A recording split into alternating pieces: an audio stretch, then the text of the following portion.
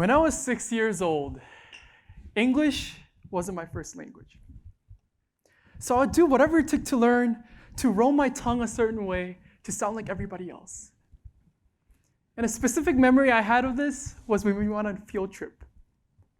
And during this field trip, the museum guide would ask us a bunch of questions. And whenever she would ask a question, I'll raise my hand, clear my throat, and proudly and unapologetically too, with my 2 front teeth missing at the time, I would proclaim, I don't know. And because these words were the only words I knew at the time, she would ask a question. I would do this whole day where I would go like, I don't know, I don't know.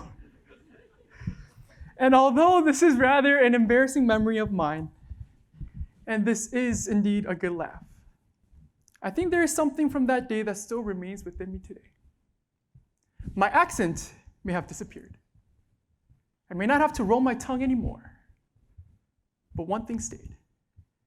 That spirit of raising my hand and speaking up, even if the answer many times was, I don't know. Especially in the face of injustice, I try my best to this day to raise my hand and say, I don't know, but this is wrong.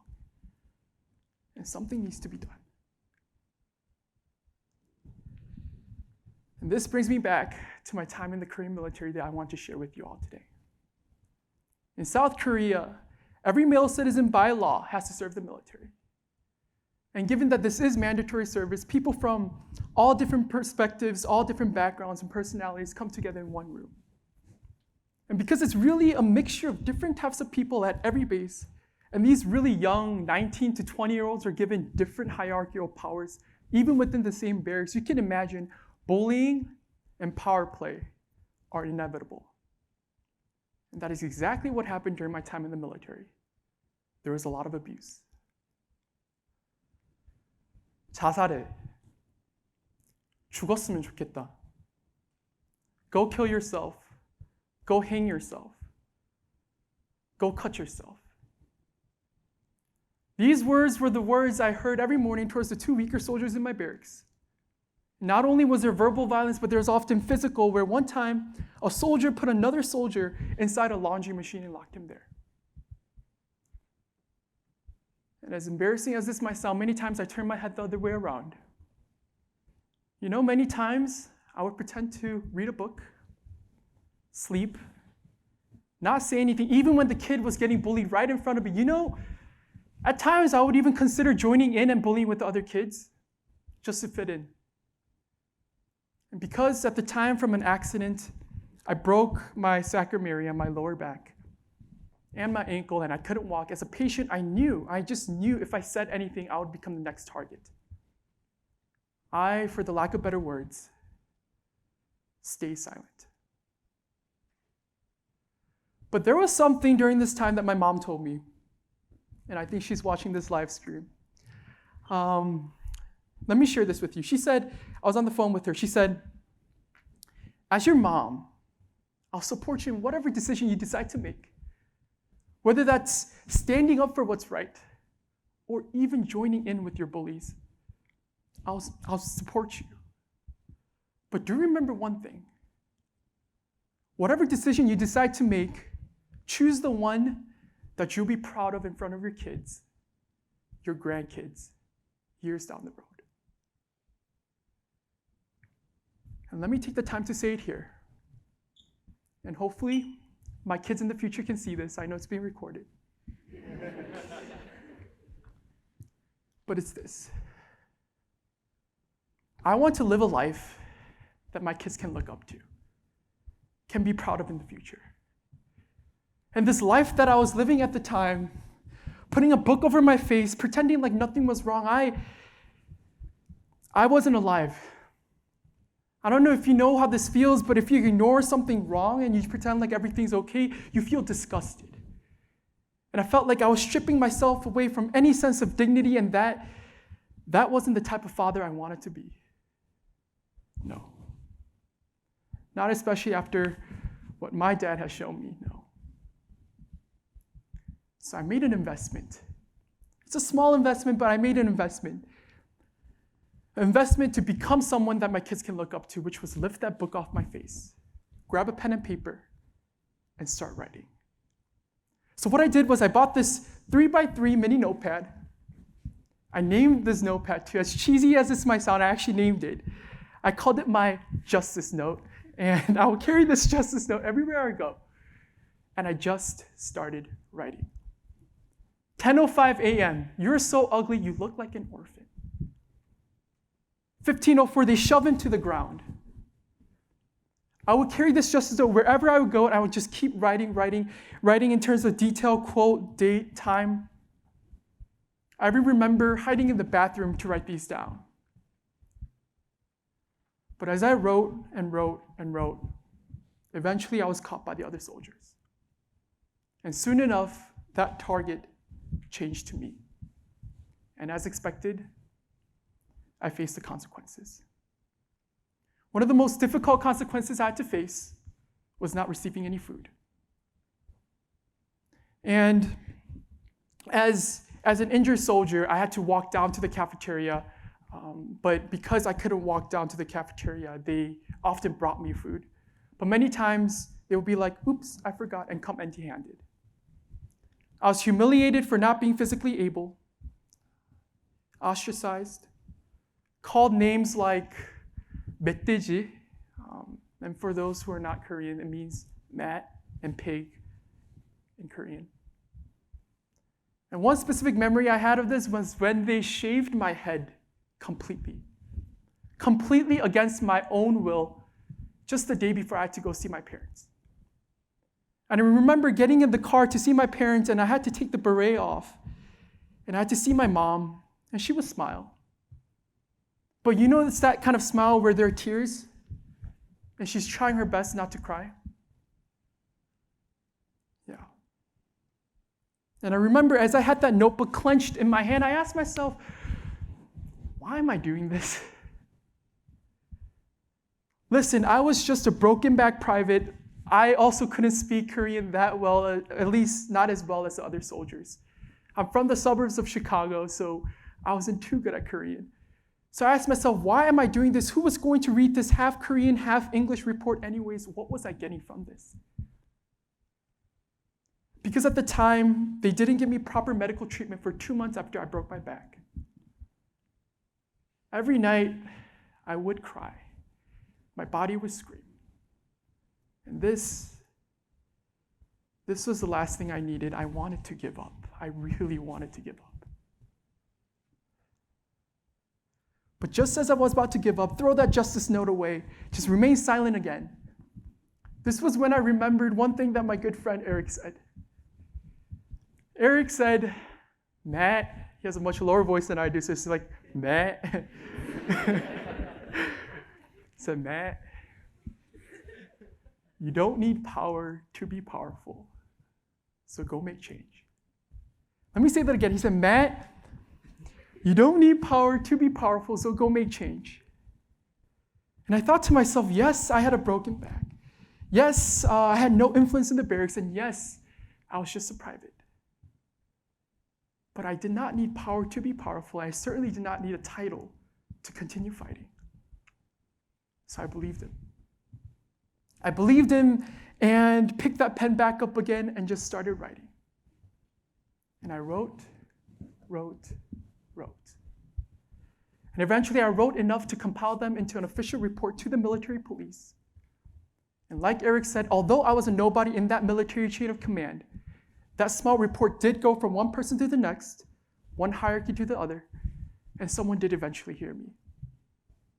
And that someone, through a series of miracles and the help of many, happened to be one of the highest ranking generals in the military.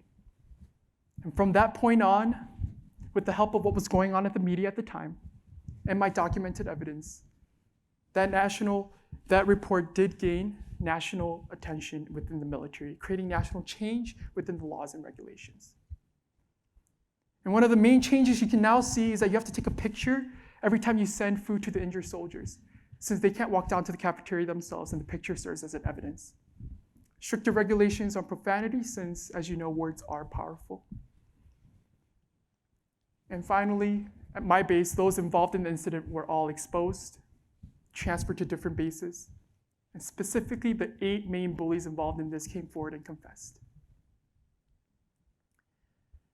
And what was interesting here at the end of the day was that, mind you, this big of a systematic change wasn't my intent. It wasn't my plan.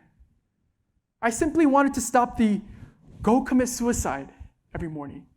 I just wanted to stop that. I simply wanted to stop the bullying against the 2 soldiers in my barracks, but no matter how small my initial intent may have been, my actions led to another, and those who were quiet actually began to speak up, and what was 1 became 2, 2 became 100, 100 became bases, and what was once that helpless notebook of a private soldier I once thought nobody was going to listen to, rippled into greater systematic change, which brings me to my main message to you today. What are you shying away from today? Like, it's not a rhetorical question. I want to actually say that and don't say it out loud, but really ask yourself, what are you shying away from today? What are you saying no to?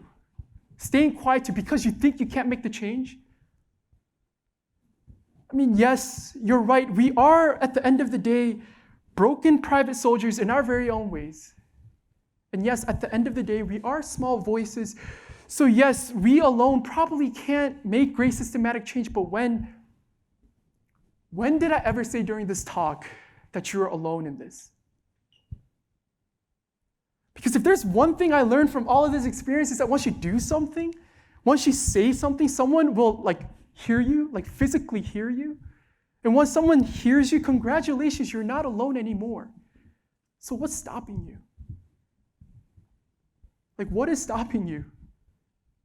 That whatever you're trying to do is too big? Yes, you may be right that whatever you're trying to do is too big, but you're wrong that you're alone in achieving that. So don't worry. Don't worry about the magnitude of your dreams. Don't worry about the magnitude of what you're trying to change. Just worry about grabbing a piece of small pen, grabbing a notebook, naming that notebook. That part's important. Feel free to use the name Justice Note as well. And just jotting something down, because once you do, intentionally or not, you just created a ripple. So my message to you, to me, myself as well, and to my future kids watching this in the future is this. No matter how small you think you may be, how big you think your dream may be, listen carefully. You are never too small to create powerful change. Because the power you hold, really, the power you hold doesn't come from background, title, identity, but truly within yourselves. And once you believe you can, the person next to you will see that. They will see that. And the person next to that inspired person will see that. And eventually the world will see that. And with the world cheering you on, what is scaring you? So go do what you got to do, and change will happen regardless of status. Today, I'm seeing this change happen even after my experience in the military. I'm fortunate enough to have started a volunteer program here at my campus, at my college campus, called Dear Power, a wonderful team, including Melanie here, where we just go to underserved communities in St. Louis and connect children with their dream role models to tell them, hey, you can indeed become those dream role models one day if you believe in yourself, regardless of background. My friend Rick and I also created an app, an affirmation app called Nudie. And on this app, you just scroll through 5 to 10 minutes a day, just daily positive affirmations, positive words, and quotes with a fluffy friend here. It's like Tamagotchi for those of you who are old enough to know that. And the purpose of this is to really help people fight through any type of negative verbal violence that they may go throughout the day. And it's just really interesting how, like the military, these initiatives were also very small and intentions minimal and specific. But once we started it, amazing people began to join with me. And at the end of the day, it was ultimately not me alone, but the team and the ripple that created the big change. And I'm very grateful for that. I really am. But as much as I'm grateful for this, at night my body aches. It hurts a lot. And in my dreams, they come back. And whenever my body would ache because of my injuries or painful memories would follow, even in my happiest days at WashU, I would be lying if I said I never asked myself the question, would I have done it again? Would I have, knowing all these consequences would follow, picked that pen up and done it again? Even if I knew I was not going to get proper medical treatment. And whenever I ask myself that question, I'll be honest, as much as I want to just jump in and say, yeah, of course, a part of me hesitates. Hesitates because doing the right thing wasn't like what you learned in the textbooks. Doing the right thing wasn't black and white. Doing the right thing wasn't like what you learned in the classrooms where it's do the right thing and you will be rewarded. No. Doing the right thing often came with scars. Many scars. But what I also learned was that staying silent in the face of injustice, covering your face with the book when kids are getting bullied right in front of you, laughing with the bullies as to not be the target also came with scars. Many scars. Denying deep down who you are just to fit in with the crowd, denying your potential to create big change surely because of its magnitude, killed parts of you every single day to the point you ask yourself, is this even truly living? So what I realized was that at the end of the day, doing the right thing and staying silent both led to scars. They did. She said one scar you would have to hide in front of your kids, and the other scar you can probably show as battle scars. And although today I am undeniably left with scars, mentally and physically, I'm proud to say that my scars today is a battle scar. A battle scar I can probably roll up my sleeves and show as an example. So back to answering that question, would I do it again? I'll hesitate. But after this hesitation, like my 6-year-old self, I'll clear my throat, raise my hand, and proudly and unapologetically, this time say, I know the answer to this question. And it's yes. Yes, I would. Thank you.